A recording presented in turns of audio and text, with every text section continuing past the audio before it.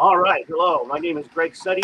This is Suddy on Soccer, and I have found Mr. Franck Tayou the King. He is on with me right now. Welcome, Frank. How are you doing? Thank you. I'm good. Thank you for having me. Excited about what's our coming tournament and the USA versus Mexico game. Yeah, that's good. That is a big deal. The U.S. Mexico game is on the middle of the month, September. I think it's 11th. Is it the 11th or the 13th? 10th. It's the 10th. See, I don't even know, but I do know that Kings Cup is on the 3rd of September. Let's. By the way, I want to apologize. I was unable to be on the online for the press conference yesterday. How did that go? It went really well. We weren't able to open it up to the public because the camera Okay. guy that was there, um, he couldn't figure out how to set it up on Facebook Live, so we kind of had to go live on the phone. But obviously, he recorded the whole thing, so he's gonna edit it, send it to me. I think tomorrow or tonight, and I'm gonna post it so everyone can watch it. And if anybody has questions, obviously after watching the live, they can ask that in the comment, and I'll answer all the questions. Okay. And September 3rd, how many teams are you going to have? This is the Kings Cup Indoor Soccer Tournament in Upland, California on September 3rd. How many teams are you going to have? We're gonna have 12 teams. Each team obviously Okay. they pay for the registration $5,000, and the winner takes home $50,000. That's outstanding. And it's going to be a single elimination tournament. How are you guys going to play the format of that? How's it going to play out? So I had a meeting with with our league, and Well, we like how agreed. it is going to be like a regular ladder. So you're going to have team play team, and then there's no seeding, of course, because you can't really seed these guys 1 through 12. So No, we're gonna do groups. It's gonna be just the three way that groups it's of going to be formatted is going to be single. we we do it three groups Okay. of four. Each team is guaranteed to play 3 games, and then we're gonna do a point system from first place to eighth place.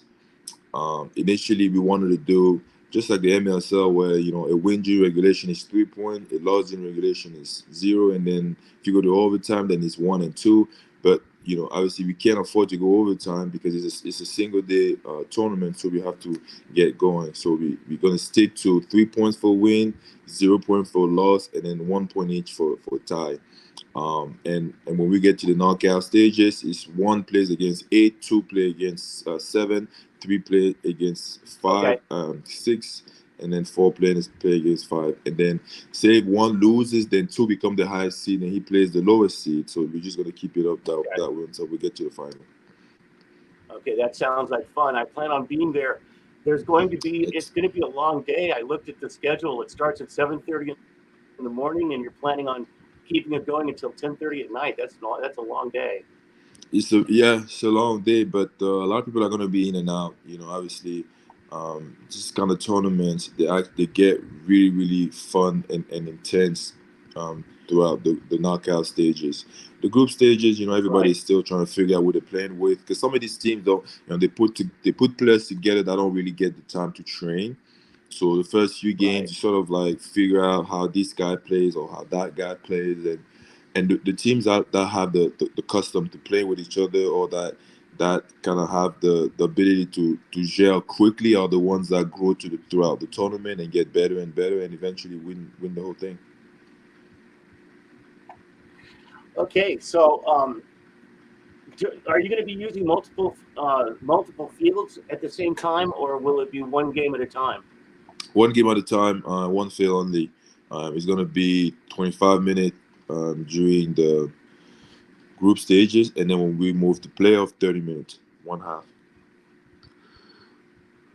Okay, that's the length of the how long the games are going to be played, Yeah, or 25 how much minutes break single time. half.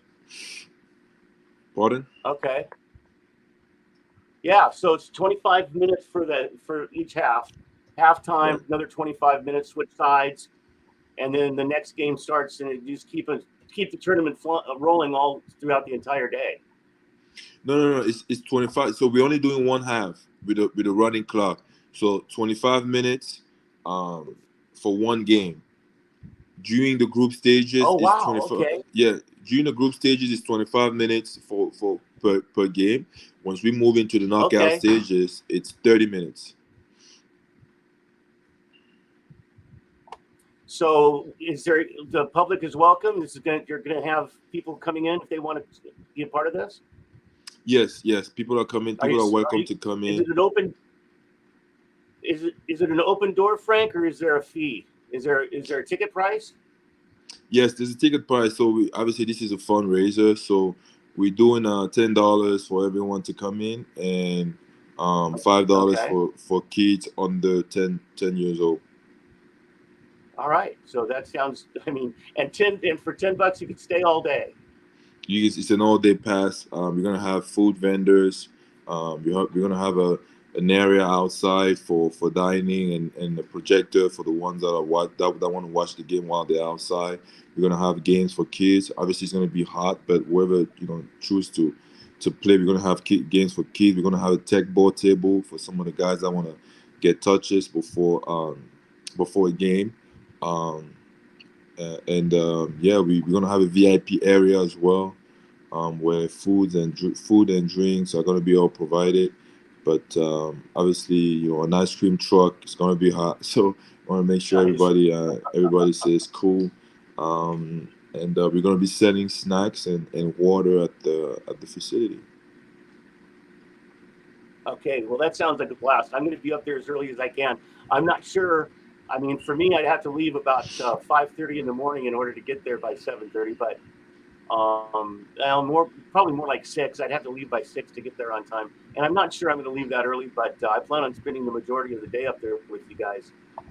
Thank you. We appreciate that. We look forward to it. It's gonna be a great event. A lot of these teams are competitive. I mean, I can't really tell you.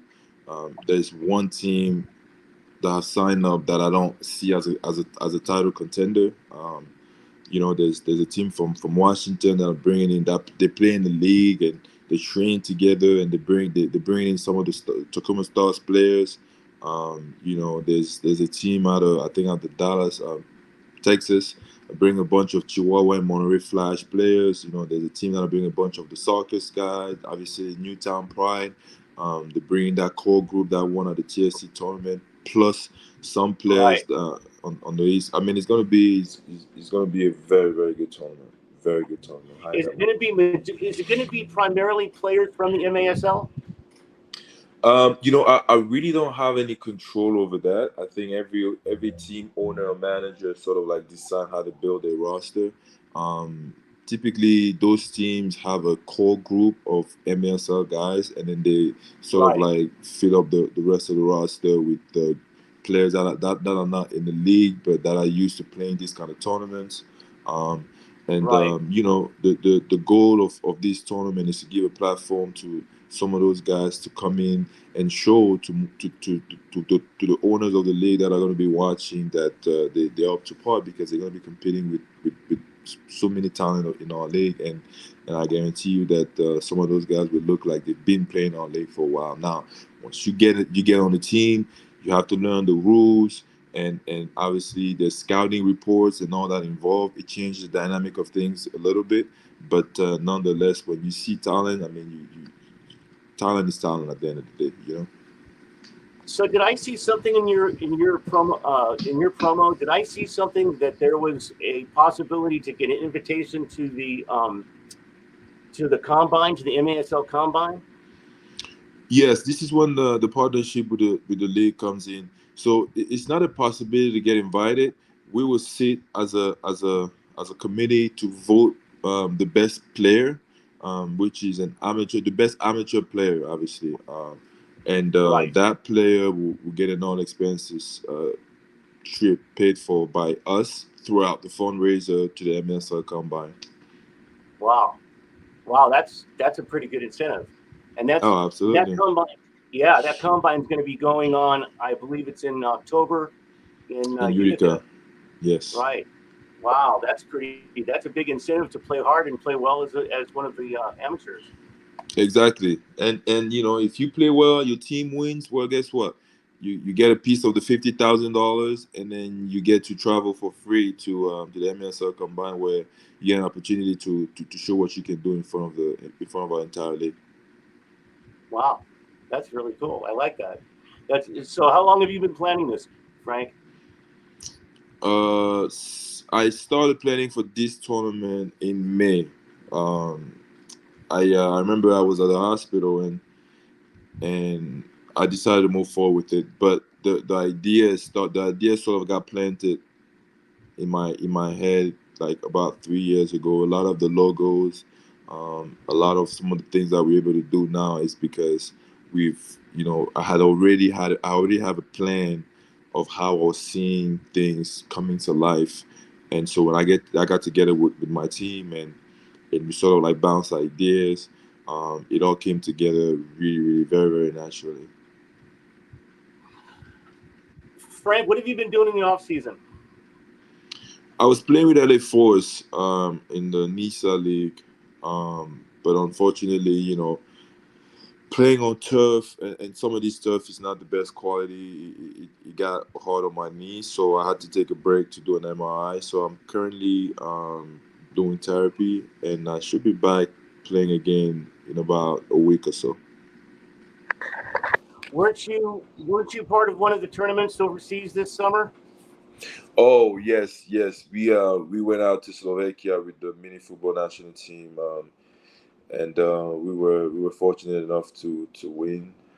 That was our first international championship, and I think it sort of like boosted um, our confidence moving forward as we prepare for the World Cup. Yeah, that was mini football. That was Right. the outdoor mini football game.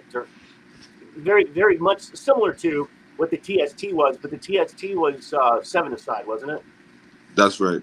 TST was 7-a-side, and the incentive was $1 million. Yeah. I think overseas, we got a really nice trophy, and a great experience to prepare for the mini football World Cup. Matter of fact, one of the teams, I think it was Romania, that was at that tournament, is in our group for the World Cup. So we got an opportunity to play against them. We now have film to prepare. So that's exciting. Really exciting times coming for national team. And the Romanian team, if I recall, in the past has been a contending team. They've gone deep in the playoffs in the past, have they not? Yes, they've always been good. Yeah. They've always been good. Very, very. All right. I mean, most So of those European teams. Go ahead. No, I was just going to say, I'm most sorry. of those European teams, they play similar style, so it was good for us to go there and play against them, so we can prepare. And when is the World Cup being played, and where is it going to be played? I think the World Cup is going to be played in Dubai. It's going to be played in Dubai, right? And I think it's from the 24th to the 4th of October, November, 24th of November to the 4th of November. Well, I don't know if I said that right. 24th of October. It's right before the MASL season. 24th of October to the 4th of November. It's coming up pretty soon. Yes. Yeah, yes. It's coming up pretty dang soon, isn't it? Very, very soon. That's going to be. How many teams are there? Do you recall? I can't remember.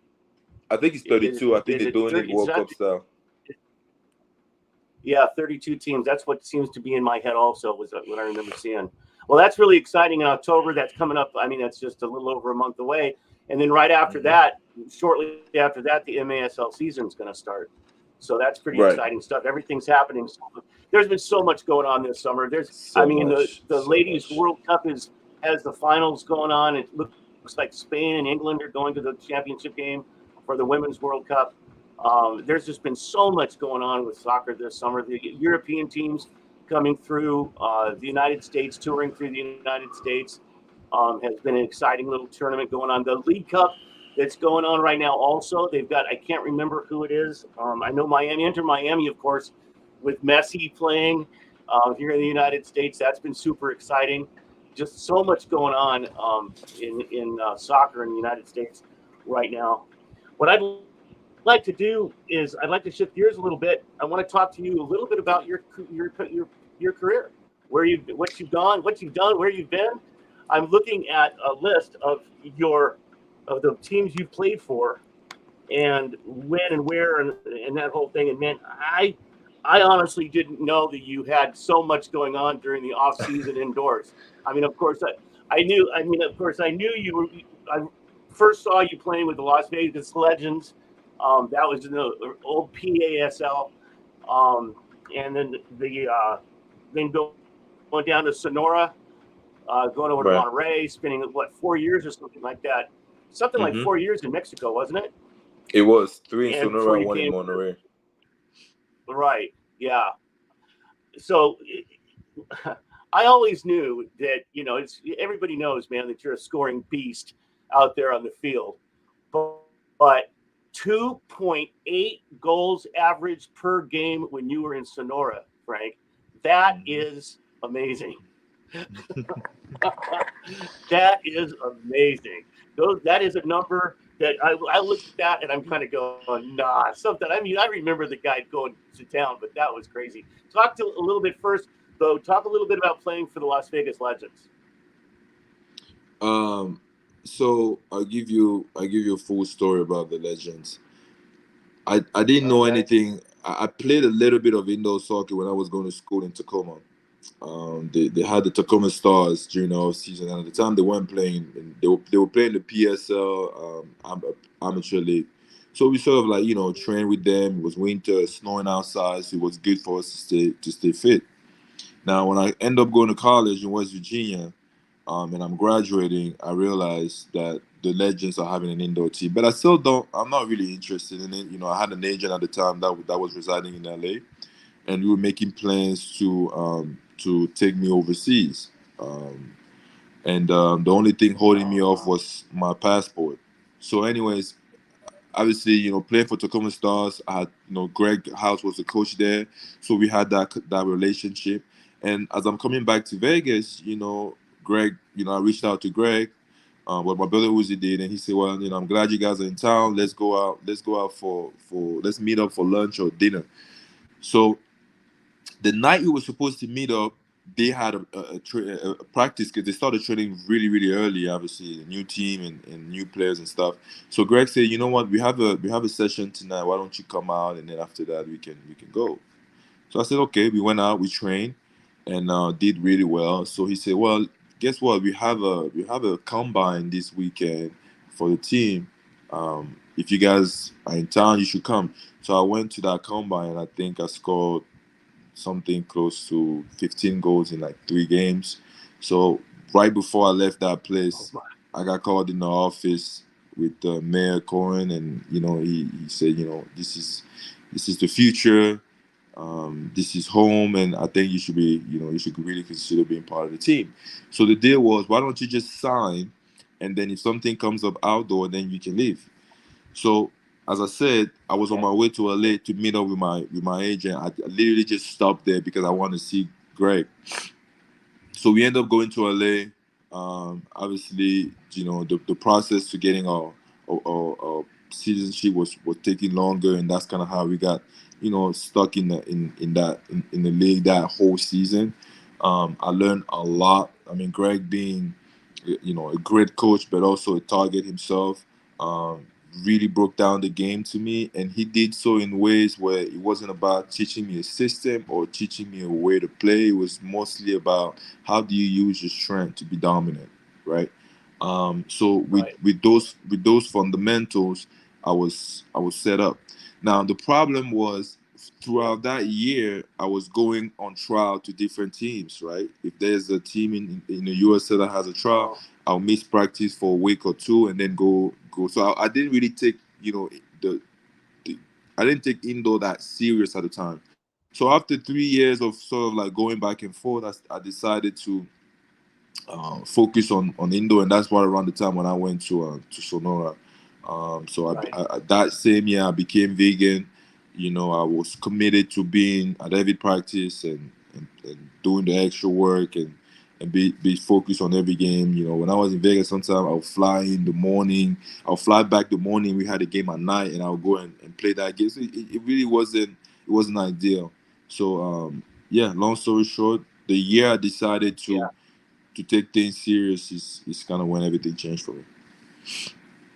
So when you went to Sonora, did you travel there also for each game, or did you move to Sonora? No, I moved to Sonora. I mean, Sonora was. I don't know if you remember the first year when we did the introduction video and just the way that the team, you know, presented itself to the league on and off the field. You know, from the broadcast to, you know, the product we were putting on the field and just how they were running things. It was extremely professional. I remember I was in Texas playing with. I was playing with Beaumont City, something like that. Oxford City of Yeah, Beaumont. I don't know. Oxford City FC. Oh yeah, Oxford City FC. And I think the owner of that team got in trouble, and so he had to sell the team, and he sold the team to a group in MOCO, which is, you know, the group that made sold the Sonora. And in that package, they basically bought my rights because I had signed for 5 years in Oxford. And I Okay. remember I was on trial in Orange County with Tulsa Revolution at the time. They now called Tulsa FC, and I was on my way out to go to the trial, and then, you know, Rogelio, the president of Solar de Sonora, called me and said, I'm the owner of so and so. We bought the last team you played for, and we bought your rights, and I'm excited for you to be part of the team.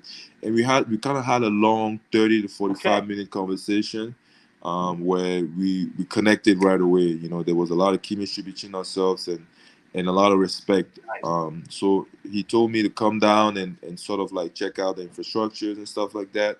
So I actually flew to Hermosillo for a week, where he presented the entire project. You know, we had a lot of meetings. I did a bunch of interviews, and he was kind of showing me what was to come. And you know, it was so well presented that I couldn't have said no. But again, out in Vegas, we still had the Las Vegas Legends, and I was at a place in my life where I was trying to decide if I still wanted to do the whole try out here, try out there, or if I wanted to just like settle down a little bit. Um, Right. but when this opportunity came, I told myself, you know, it's if anything, I'll get to learn Spanish. So I was just going to ask you that. Did you know Spanish fluently before you went to Hermosillo? no, I did not. I learned while I was there.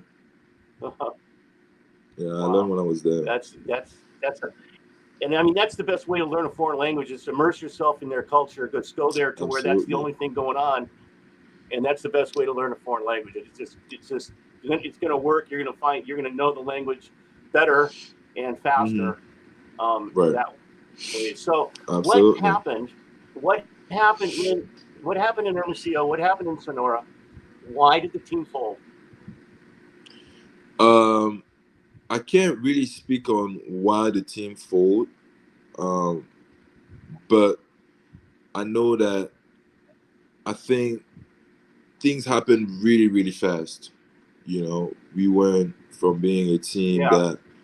that was just getting in the league, that had about 5 players that was coming in with some MLSL experience, right? And a bunch of just rookies Right. that are now mostly stars in the league. Right.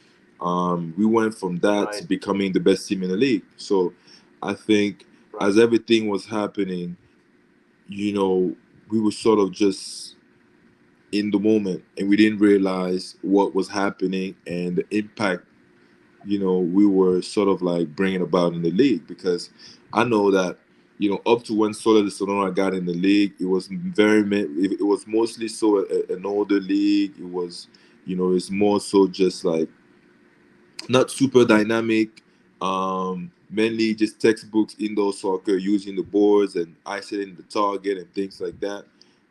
We were so dynamic. We were deadly on counter attack. We were, you know, when, you know, possession. I mean, we were just a force. And I can still remember Yep. to this day when we walked into some arenas, you could literally feel how everybody there was nervous because you just knew you lost, and it was just a matter of by how much, you know. And I think that what I did was realizing the platform that was provided to me with some of those players. I mean, I had Hiram Ruiz, I had Lopez, I had Rosales, I had Segura. I mean, I had a midfield of nothing but superstars. So it was just a matter of putting myself in the right positions, you know. And the more I got to play with those guys, the more we understood each other, and that's why everything sort of happened the way it did. So there was actually, if I recall, there had been talk of a World Mini Football World Cup that was going to be played in Hermosillo that never happened. Do you Right. recall? Yeah. I don't recall that specifically, but I remember there was a friendly USA Mexico game there sometime around 2016 or 17, and I think they were sort of like introducing the idea of international teams competing at the Comb, but I maybe they didn't get the support they thought they were going to get based on the success of Soles de Sonora. They felt like with the fan base we've created, if we bring about a tournament like that, maybe that's the same atmosphere they expected. And I'm not exactly sure. I wasn't at that game. I'm not exactly sure how the game went. I don't know what the analytics were and why they decided not to do it anymore if they were talking about it. But you know, I know that there was some excitement about Soles hosting the World Cup. What? Let's move on to the season in Monterrey. So you end up going to Monterrey. Was that kind of a lateral shift? Was a lot of the players the same guys? I mean, was it pretty much the same team that you'd been with, or was this a whole new team that you had to relearn?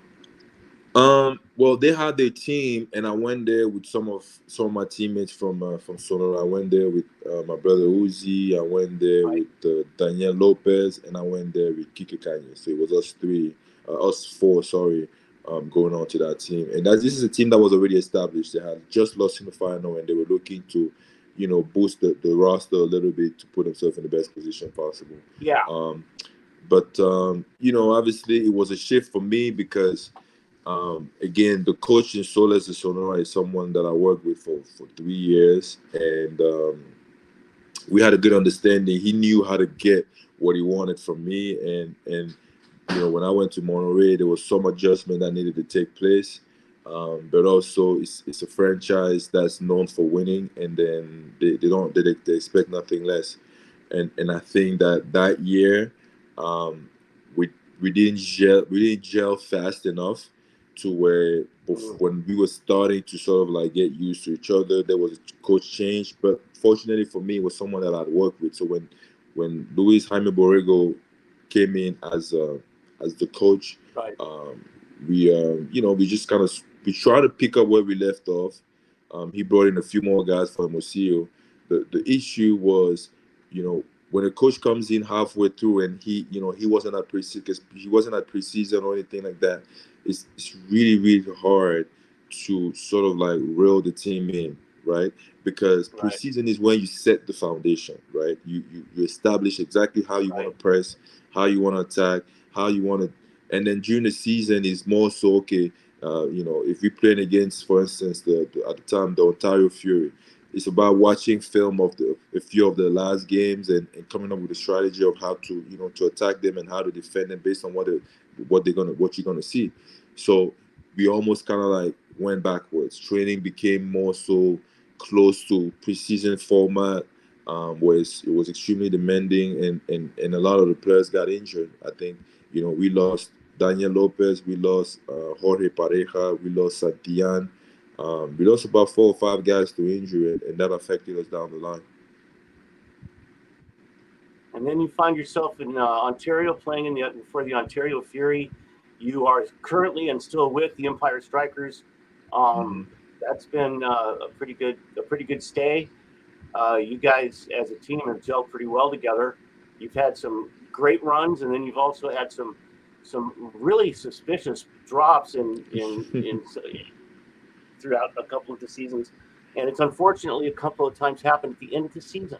But I mean, I thought, Frank, I thought 2 years ago, I thought that I think it was 2 years ago, there was no way that the Empire Strikers weren't, or the Ontario Fury weren't going to go to the playoffs, and then the last 7 or 8 games lost and missed the playoffs by like a point or two. Yeah, I mean that's that's a really tough. It's a really tough conversation because obviously, especially last year, it affected me tremendously. Not playing the playoff, especially when we felt like we at some point during the season we were the best, one of the probably top two teams in the league, right? Um, Yeah, so my first year here was a bit of a shift because the way we train in Mexico was different than the way we train here. When I was in Mexico, sometimes we train for 3 hours. I think if the coach wasn't happy with, with the outcome of the session based on what he had planned, we weren't leaving until we got something out of that. You see what I'm saying? Here it was more so, okay, we're training for an hour and a half. After an hour and a half, it's done. You see, so that was the first shift. The second shift is fitness in Mexico was the foundation of everything. Here it was more so let's figure out what tactic and what strategy we're going to use and stuff like that. So again we got to adjust that, but then you also have to think about that year we brought in about 7 new guys, so it was a completely new team. And it took us a while to kind of like come together and find that chemistry, but once we did, man, we were unstoppable. I think we went on a 9 game winning streak, and yep, teams used to go six attacker by the second half. We right. were just a machine. Um, so that I genuinely think that um, if COVID doesn't happen, we definitely make it all the way to the final and maybe win it that year.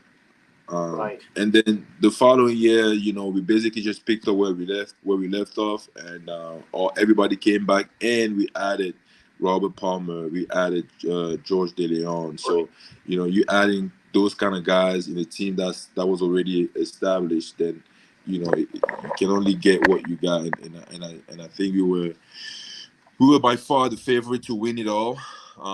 Again, we unfortunately we picked up a few injuries, and we faced a San Diego Soccer team that came out of nowhere and picked up Right. steam at the right time. And this is a team that had always been right there. I think for the last 4 or 5 years they were always in the semi-final. They had never gotten to the final. So when they smelled the trophy, you could just tell in the way they played, they weren't going to be denied, and it set the tone for them. I think after that season, they found an identity that was similar to the team that went on the 5 year winning streak, and the rest is history. For us, I Right. think the rule change with the goalkeeper affected our team tremendously because obviously having a goalkeeper like Cristo, having a goalkeeper like Clayson de Lima, those guys are very good with their feet, and to be able to use them is what really got teams really really tired because we'll go forward and we'll play the Agreed. keeper, and if the team is losing, then they're pressing and we break pressure and then we right back on top of you. You know what I mean? And with that rule Yeah. change, some real strategy needed to take place. Many games we needed to sort of say, okay, this is how we're gonna attack this, and it didn't happen. And I think in this league, with the way the game is going, with the way the game is evolving, a lot of coaches that never played the game, they're gonna find it really hard for them to sort of like have a place in the league because now you need to be strategic, you need to be tactical, right? You need to make Right. adjustment, most importantly. And if you never played the game, you don't know what adjustment to make. And that's what cost us. Right. We lost a bunch of games where we were up and then we ended up losing it, right? We lost a bunch of games where we were in control, but maybe went Right. down and we're still in control. And it was just a matter of, adjusting what the other team was doing so we could get back on top. But because, our coach just didn't, he never played. And you can't foul him for that. And so he sort of kind of got started to catch up, and to a point where I think somewhere along the lines the team sort of like stopped, believing, and the Hmm. team stopped sort of like responding. And you could tell that's why he went 8 games in a row where we're not winning, right? Um, or we're not even getting a point. I mean, I think there was a year we needed to get 1 point, we couldn't, and we kept on losing and losing. And but again, that's in the past. We have a new coach. Paul Wright is a legend of the game. He's never coached, obviously, but I think that the fact that he's won. I had a conversation with him where he said he's played in total of, I think, 12 or 15 championships, and he's won 8. So he's got to know how to get the team to. He's going to turn the team into. He's going to bring in a winning mentality. Let me say that. And it's just a matter of seeing how these young guys sort of like grow and evolve. I mean, these are kids that have been sitting out and watching practices and watching games, and they want to get some piece of the pie, and now the opportunity is there, and we'll see who can do what. And obviously, this is a team, this is a franchise I want to win. If some of those guys get the opportunity and don't step up, there's going to be changes that's going to be made, because I certainly don't want to play for a losing franchise. So when the time comes, if whatever is being done now doesn't work, there's going to be some changes that need to be made moving forward. So, Frank, I was going to mention Paul Wright. That's pretty exciting. As you say, he hasn't coached before, but he does bring a pedigree. He brings an indoor soccer pedigree, and he's got, as you say, he's got a lot of experience on the field and has played, the top level of indoor soccer for many, many seasons. Is he going to be bringing in a new coaching staff as well? Um, I haven't really spoken about that with Coach Wright. Most of our conversation have been about sort of like understanding each other, getting on the same page, and figuring out ways to sort of like combine both our experience, our knowledge of the game, and our strength to help the team be successful. But I can't imagine him not having an assistant coach, and I can't imagine him keeping the staff that was here last year. So, my guess is he's probably bringing one of an assistant. I'm not exactly sure who, but I think for him to be successful, he would need to have an assistant so he can sort of like see everything. But like I said, he's done this longer than me. He's done this longer than anybody involved in this franchise.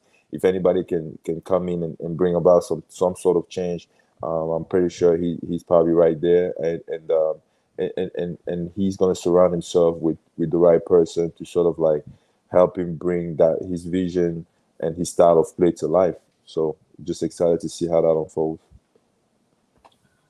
Well, Franck Tayou, thanks very much for joining me today. The Kings Cup Indoor Soccer Tournament, September 3rd, Yes, sir. 2023, in Upland, California. 7:30 a.m. is what I understand. The doors are opening. $10 per person, $5 for kids. Food and drinks and fun and good times and lots of soccer. Players that, if you follow the MASL, you're going to know a lot of these guys that are going to be taking the field. $50,000 purse for the winner of the tournament sometime shortly before midnight that night. Yeah, for sure. That wouldn't be good for sure. um, I plan on being up there and joining you for at least part of that day. Frank, thanks very much for joining me today. Thank you for having me. Thank you for being such a great supporter of our league and our sport. I'm looking forward to see what the future holds for all of us. But for now, it's Kings Cup time, and I'm excited to see how it all unfolds. Yeah, and then like as we spoke earlier, and then shortly after, the Kings Cup is going to be the World Cup in Dubai in Right. October. Mm-hmm. The American USA Mexico team game also up in Ontario Mm-hmm. next month or this month. No, next month in a Next month on the 10th. couple of weeks. Yeah, on the 10th, and then the league starts play just a few months away. It's right around. All this is going on, and it's pretty exciting stuff. Thanks again Yes. for joining me, Frank. Thank Appreciate you. your Thank time, you for buddy. you too. Thank you, brother. You take it easy. All right. I'll see you on the 3rd. Okay, bye bye. See you soon.